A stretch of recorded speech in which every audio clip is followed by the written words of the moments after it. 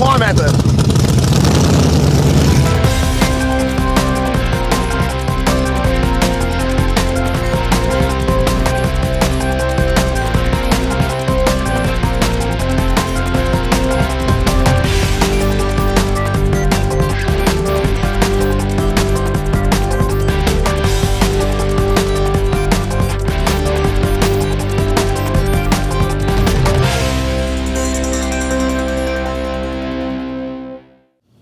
The Chrysler version of the 722.6, commonly referred to as the NAG1.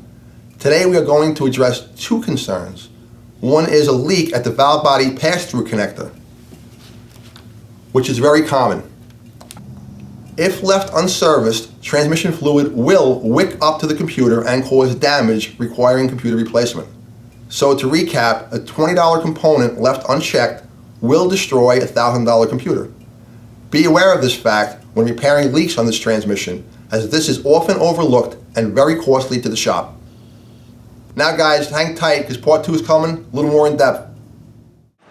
We hope you've enjoyed today's technical training video. I gotta go on a road test right now, so we'll see you guys around.